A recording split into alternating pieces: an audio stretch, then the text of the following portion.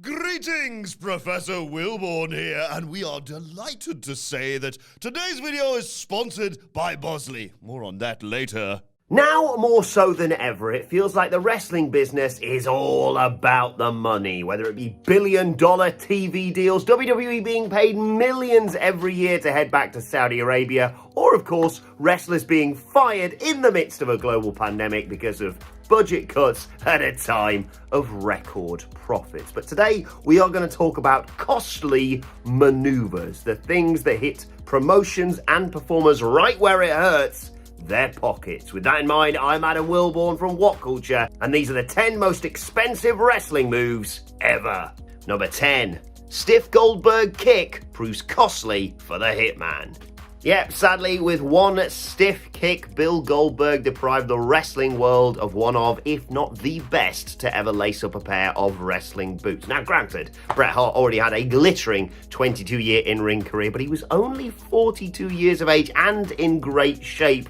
He had plenty of time ahead of him with some great matches on the horizon, as exemplified by what he already had done in WCW. But Bret Hart has acknowledged himself the sensational matches that we missed out on because he was forced to retire in the year 2000. Think of who he could have worked with: Kurt Angle, Chris Jericho, Brock Lesnar, John Cena, CM Punk, Bryan Danielson, to name but a few. And that's not even including rematches against some of his greatest foes. And whilst the fans missed out on those matches, Bret also missed out fiscally on some of his best money-making years. And to add insult to injury, the insurers, I think they were Lloyd's of London, refused to pay out the $2.2 million he was owed when he was forced to retire.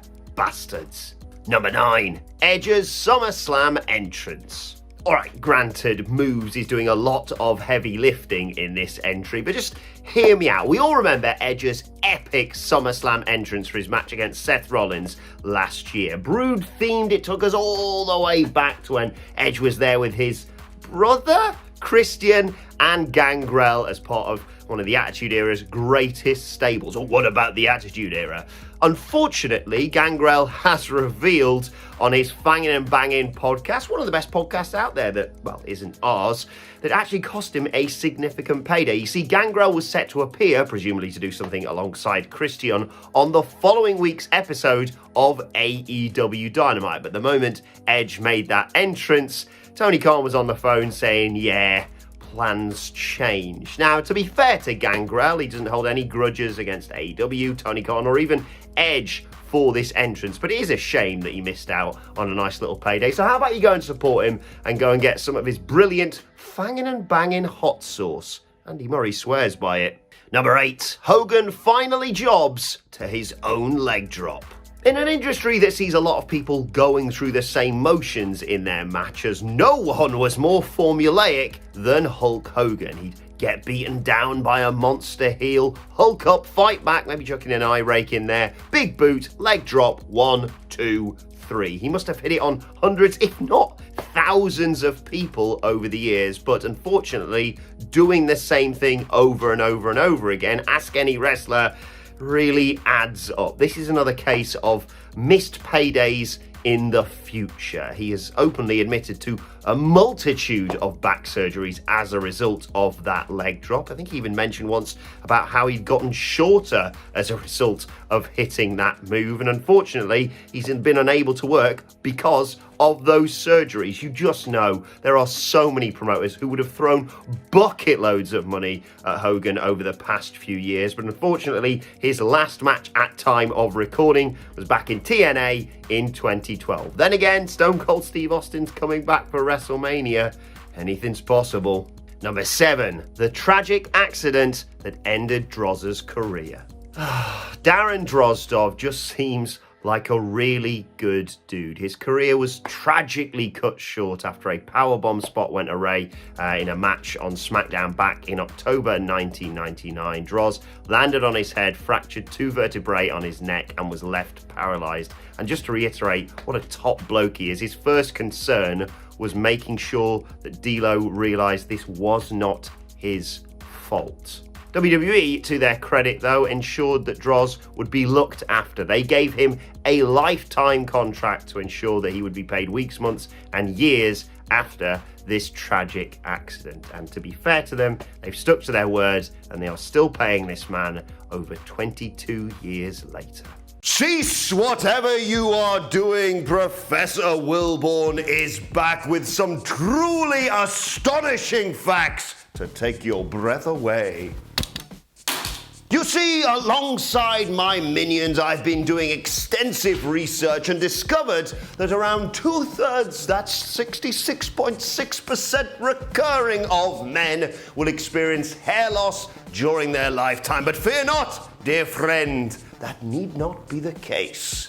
Bosley are America's #1 hair restoration experts. They possess the power of both surgical and non-surgical solutions to help you keep the hair you have and grow thicker, fuller hair where you need it most. To leave you with locks as luscious as my dulcet tones. And so the two superpowers, What Culture and Bosley, have joined forces to bring you a free information kit and $250 gift card towards a procedure. Bosley has more than 70 locations across the United States of America and can deliver solutions right to your doorstep. So do not delay, dear friend. The sooner you take action, the more options you will have. To learn how you can get a fuller, thicker head of hair, simply go to bosley.com/whatculture or click the link in the description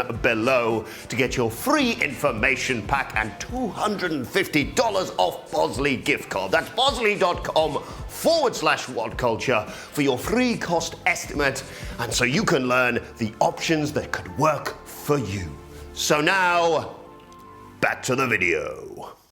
Number 6, the cattle prod heard round the world. You simply can't put a figure on the cost of Goldberg's famed streak coming to an end, but how the undefeated run finished and how WCW booked Goldberg in the immediate aftermath of that, yeah, I think it's fair to say that had a part to play in the end of Ted Turner's wrestling promotion. You see, it was barely 2 years after Starrcade 1998 where Scott Hall and his cattle prod helped Kevin Nash get the 1, 2, 3 and end the streak of the man. Yeah, barely 2 years after that, WCW was out of business and it would be assimilated by the WWE. I'm not saying that they should never have ended the streak, but how they booked him after that, I mean, he never won a world title in WCW. They turned him heel, then he got injured punching a window, and then we didn't see him until WCW was gone, basically. Yeah, it's not fair to say that that was the whole reason that WCW died, but thinking about how much money they left on the table with Goldberg doesn't bear thinking about. Number 5, Sid's Sin Stunt shatters Shin. Yeah, try and say that one quickly. And by the way, don't worry, we are not going to be putting up on screen because we all know what I'm talking about. WCW Sin 2001, Sid Vicious comes off the second turnbuckle attempting to hit a flying big boot on Scott Steiner, and well, ugh. Oh no, I don't even want to think about it. That cost Sid huge amounts of money, basically. There was the final few pay-per-views of WCW, which you sense, given his position in the world title picture, he would have been heavily involved in. All the bonuses that would bring too, and the fact that this injury meant that he would never wrestle full-time again. I think it's fair to say, given Vince's, let's say, penchant for one Sid Vicious, he would have had at least one more run with WWE in there somewhere. Do you know what? I've just thought about it again. Can we move on? Number 4, Marty Jannetty's Rocker Dropper. The 11th of December 1990 was a night where Chuck Austin was set to make $150 working as enhancement talent. But when all was said and done, the WWF would end up paying him millions after a tragic series of events. It all started off relatively innocuously. This was just a dark match before a Superstars taping. Austin was going to team with Lanny Poffo and just basically be there to eat the Rockers' patented tandem offense. But it all went awry as Marty Jannetty went for his Rocker Dropper. and it left Chuck Austin partially paralyzed following a broken neck. He would subsequently sue the WWF and Jannetty for negligence. He only had 6 months of wrestling training, and he'd win $26.7 million that was subsequently lowered following a WWF appeal and an out-of-court settlement to $10 million. A truly eye-watering amount, but nothing can compensate for the pain that he lives in to this very day. Number 3, WWE creative costs Muhammad Hassan. Mark Kapani, the guy behind Muhammad Hassan, potentially missed out on years of main event pay for something that arguably wasn't even his fault. Hassan was a character who fought back against people who really didn't like people like him following 9/11. It was all very horrible, but it did seem to work, and by all accounts, Hassan was set to become the company's youngest world champion ever. He was going to beat Batista for the big gold belt at SummerSlam 2005,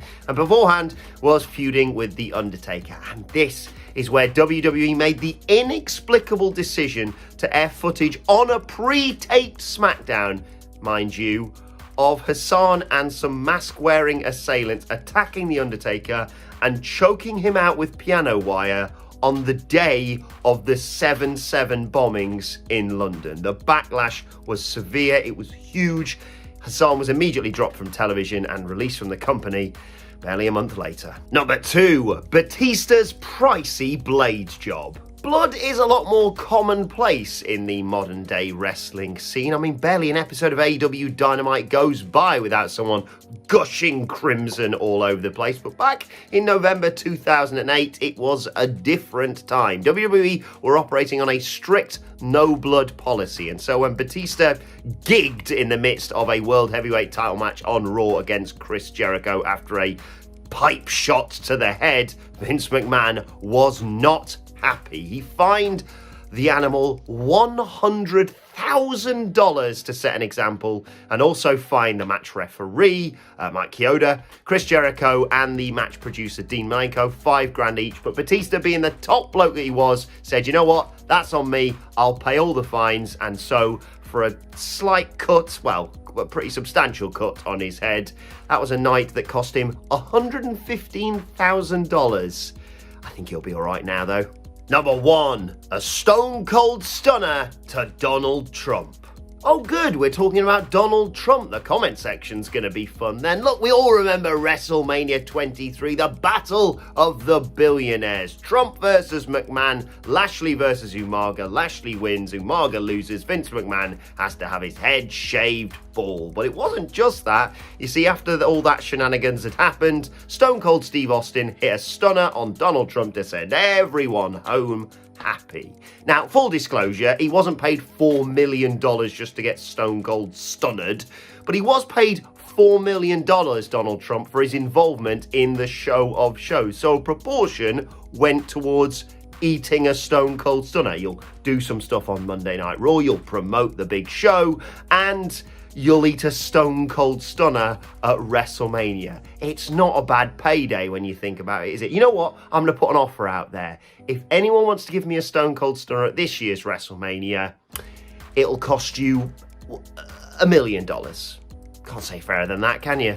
And that is our list. Did we miss any out? Let us know in the comments section below, and don't forget to like, share, and subscribe. And subscribe to What Culture Wrestling on either iTunes, Spotify, wherever you get your podcasts from, for daily wrestling podcasts. Plus, you can let us know your thoughts on Twitter at WhatCultureWWE, and you can find me on there at Adam Wilborn. Thanks for watching. I've been Adam from What Culture, and I'll see you soon.